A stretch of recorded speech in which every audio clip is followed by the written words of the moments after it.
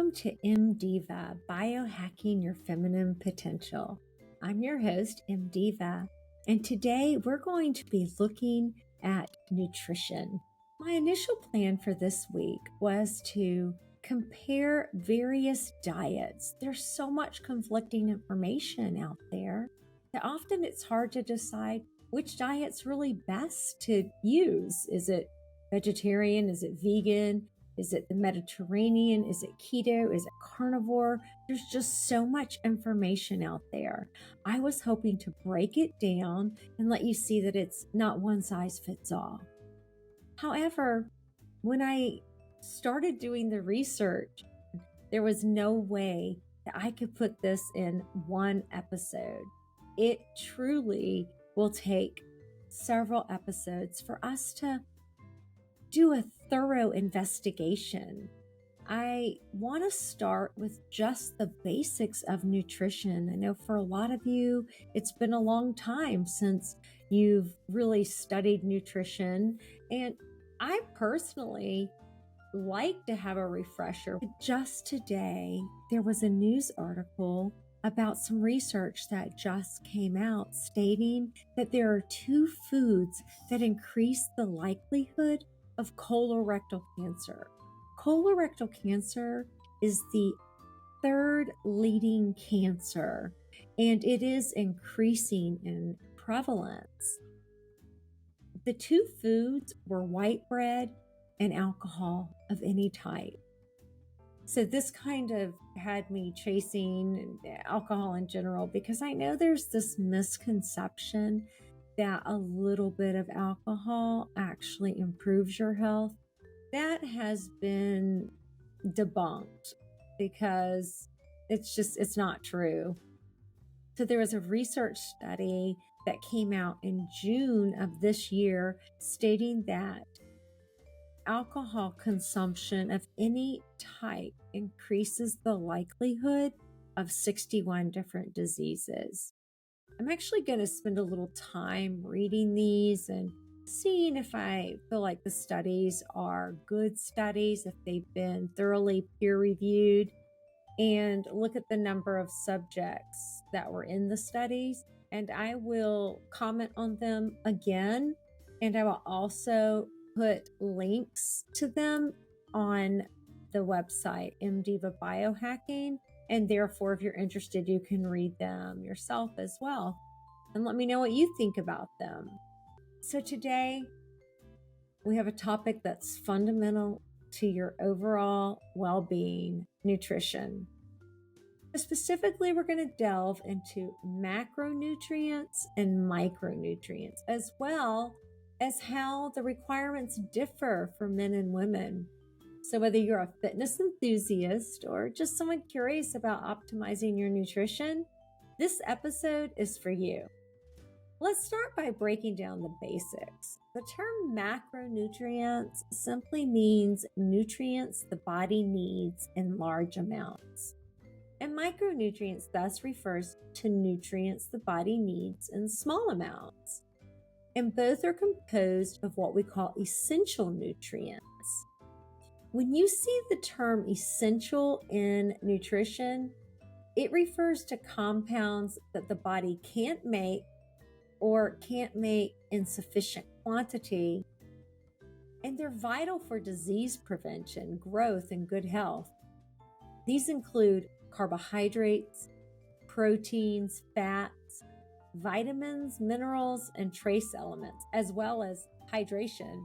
Each of these play a role in maintaining our health and supporting our body functions. So let's first look at the macronutrients. When it comes to macronutrient requirements, it's important to note that individuals can vary based on factors like their age, activity level, and yes, gender, especially when we're talking about pregnant or breastfeeding women. Men and women often have different nutritional needs due to variations in body composition, metabolism, and the hormonal differences of the sexes as well. So the three nutrients that are the macronutrients are carbs, proteins, and fats. Carbohydrates are our body's primary source of energy, especially when you look at the standard American diet. Men generally have a higher muscle mass, therefore faster metabolism than women, which means they might require more carbohydrates to fuel their energy needs, especially if they engage in intense physical activities like weightlifting or high intensity training. On the other hand, women may find that a slightly lower carbohydrate intake works better for them, particularly if they focus on activities like yoga or moderate aerobic exercises. I personally think we would all benefit by reining in the carb percentage in our diet. We have simple carbohydrates and complex carbohydrates. Our simple carbohydrates are found in fruits and refined sugars and all those fattening snacks. A lot of the highly processed foods are simple carbohydrates. They provide quick energy bursts. On the other hand, complex carbohydrates present in whole grains, legumes, and vegetables. They offer sustained energy and are rich in fiber.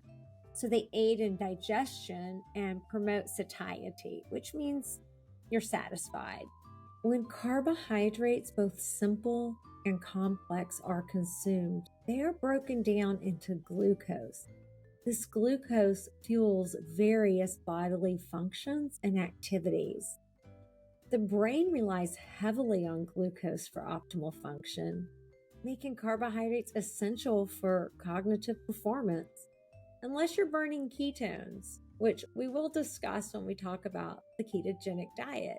Proteins are crucial for muscle repair, immune function, and overall cellular health.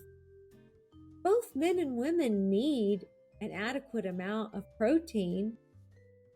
However, men might benefit from slightly higher protein intake due to their higher muscle mass. For women, protein is equally important, especially considering its role in supporting hormonal balance and maintaining lean body mass. So whether you're a man or a woman, make sure to include good sources of protein like meats, fish, and eggs. Proteins are made up of amino acids, the building blocks of tissues, and they play a crucial role in all repair and maintaining tissues. There are 21 amino acids that we biologically need, but 9 of these are essential, which means we need to get them from our diet. Many enzymes that facilitate chemical reactions in the body are proteins. Enzymes are involved in processes like digestion, metabolism, and DNA replication. Now, the last of the macronutrients are fats, or abused fats. Dietary fats are essential for hormone production, brain health, and the absorption of fat-soluble vitamins. Men and women generally have similar fat requirements, but the types of fats they may focus on could differ. For instance, women may pay more attention to omega-3 fatty acids, which have been linked to hormonal balance and heart health, and men may prioritize healthy fats like monounsaturated fats that are found in avocados and nuts for their cardiovascular benefits. Contrary to the misconception that fats are entirely bad, they play a vital role in your health. Fats are an integral component of cell membranes, and they contribute to the structure and fluidity of the cells. And certain fats are precursors to hormones. For example, omega-3 fatty acids play a role in the production of hormones that regulate blood clotting, inflammation, and contraction of artery walls. Omega-3 fatty acids, you may have heard of EPA and DHA, they're found in fatty fish, These essential fats are not only beneficial for heart health, but have also been shown to help regulate hormones and alleviate symptoms associated with conditions like premenstrual syndrome. So, including sources of omega 3s in your diet can be a game changer for hormonal well being. As people have started to eat less seafood and fewer whole foods, omega 3 intake has fallen, and our intake of omega 6 has risen rapidly, mainly due to vegetable oil intake. I read an interesting statistic that stated that in 1909, soybean oil was primarily a source of omega 6. It provided 0.006% of calories in the average American diet. And by 1999, soybean oil contributed to more than 7% of total calories. This represents a 1,000-fold increase in consumption. I challenge you to look at your food labels. Just if you look at things like salad dressings, I mean, everything has soybean oil in it, and soybean oil is not that fantastic for you. The omega 3 index is a clinical measurement that establishes the amount of omega 3, your EPA and DHA, in the blood. It looks at the proportion of the omega 3s in the blood compared to the other fatty acids. And it also looks at the ratio of EPA to AA, or ARA, you may hear it's arachidonic acid. It's an omega 6 fatty acid. So you kind of want this 1-to-1 ratio. That's the idea. But unfortunately, we have like a very skewed ratio. It seems that we have sometimes as high as like 20-to-1 when we look at the omega 6 compared to omega 3s. And that is a problem in itself. As I was saying, arachidonic acid is an omega 6 fatty acid. It's actually synthesized in the body from linoleic acid. And linoleic acid is found within nuts, seeds, and then the vegetable oils and seed oils as well. Research demonstrates that a higher omega 3 index has beneficial effects on human health. And what they're really concerned about is the EPA to that arachidonic acid ratio in the blood. So when you have a good ratio of omega 3 to omega 6, it appears to lower the risk of cardiovascular disease and cardiovascular events. This is why you are encouraged to take omega 3s. Don't take an omega 6. Take an omega 3. We get plenty of omega 6 in our diet. So we've looked at the macronutrients, carbs, proteins, and fats. Let's look at micronutrients now. Micronutrients are the vitamins, minerals, and trace elements that we need. And it's really interesting to explore the subtle differences between men and women. But understanding the specific needs based on gender can help us fine-tune our nutrition for optimal health. Micronutrients contribute to hormonal balance in women. So we've touched on hormones several times. What are hormones exactly? Well, hormones are chemical messengers that regulate various physiological processes in the body, and their balance is crucial for optimal health. Micronutrients play a vital role in supporting this delicate equilibrium. Vitamins are organic compounds, which just simply means they contain carbon. They support various bodily functions, and each vitamin has a unique role, from boosting immunity like vitamin C and maintaining healthy skin like vitamin E. Biochemical processes in the body require various vitamins to actually carry out these processes. Enzymes are catalysts for their different reactions in our body, and they need something called a cofactor. Vitamins are often the cofactor. Micronutrients in general are often the cofactors that are necessary for these different reactions to take place in our body. Let's start with vitamin A. Vitamin A is essential for vision, immune function, and skin health. We have vitamin C. Vitamin C is a powerful antioxidant that supports the immune system. Just the sheer use of oxygen causes us to have free radicals in our body. And these are simply molecules that have an unmatched electron, and they can kind of cause a lot of havoc. So antioxidants come in and tame these free radicals and help flush them out of our body. So it's very important because free radicals can cause cancer.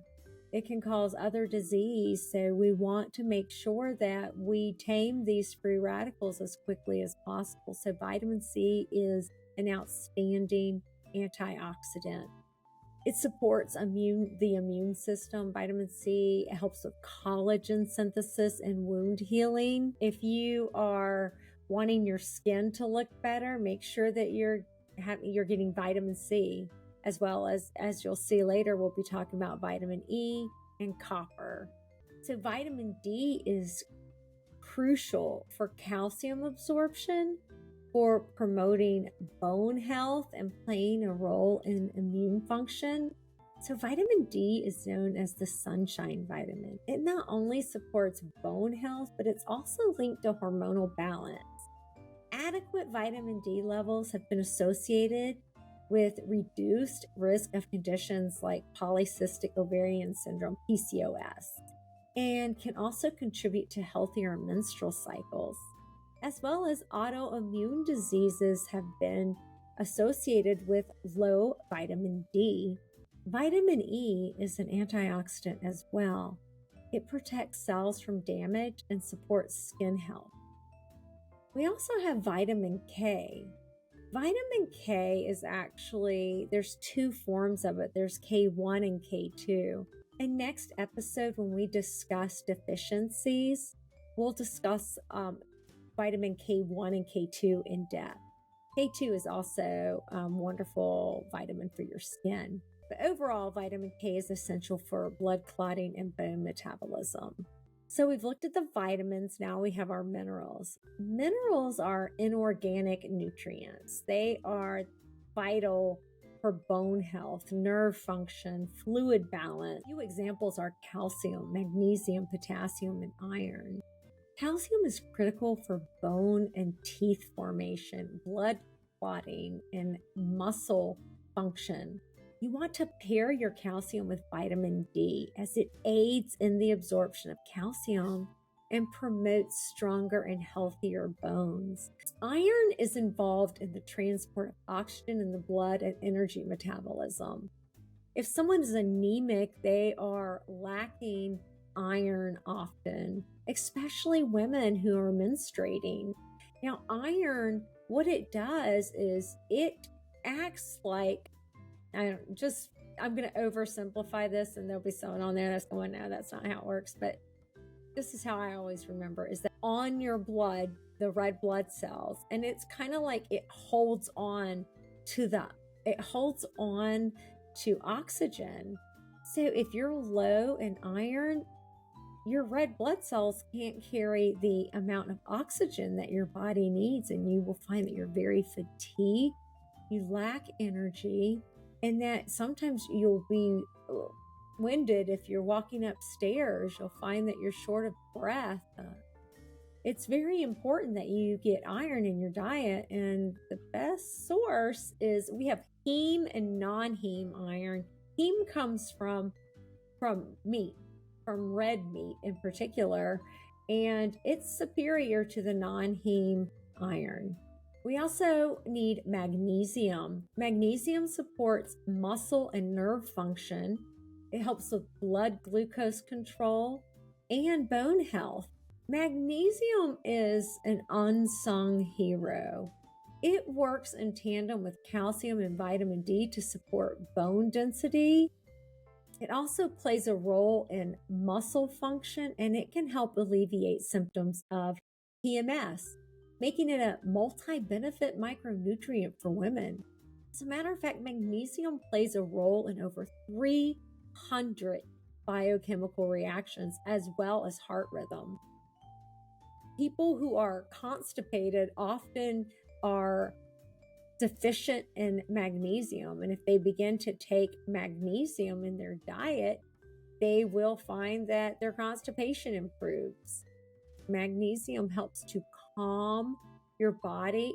You can sleep better. There's a magnesium supplement that I use called Calm, and you mix it up at night, and it doesn't taste bad at all. It's just a little bit. You mix it into some water, you drink it, and it helps you to stay asleep. When I drink the Calm before I go to bed and I look on my Apple Watch, I see that I've had more deep sleep than I normally do when I don't take it. Potassium helps maintain proper fluid balance. Right, so we've looked at vitamins, we've looked at minerals. Now let's look at the trace elements. Zinc, copper, and selenium are trace elements, and they're required in much smaller amounts, but they're equally crucial for enzyme function and overall well-being. If you incorporate seafood, nuts, and whole grains, you will get your essential trace element.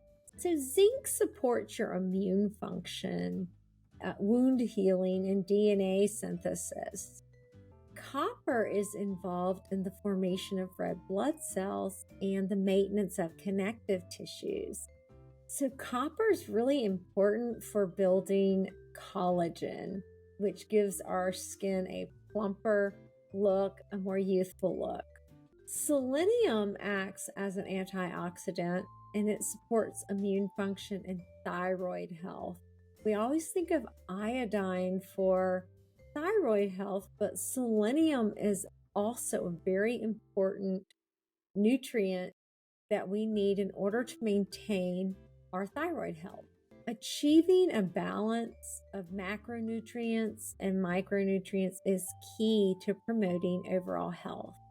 And understanding the fundamentals of macronutrients and micronutrients empowers you to make informed choices about your diet.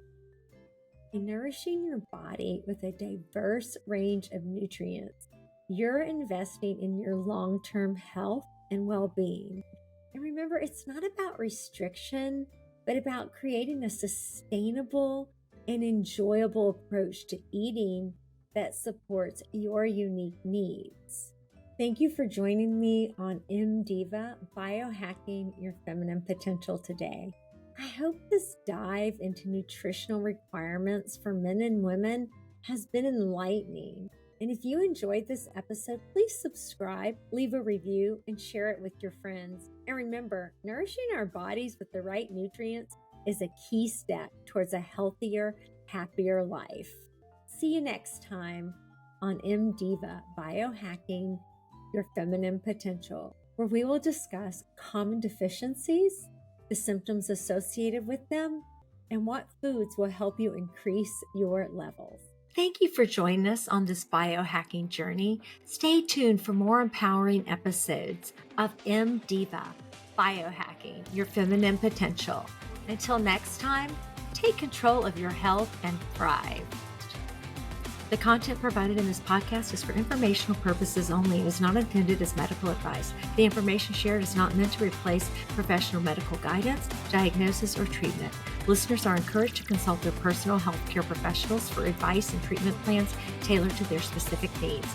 The host does not assume any liability for the information provided in this podcast. Any actions taken based on the information presented are at the listener's own risk.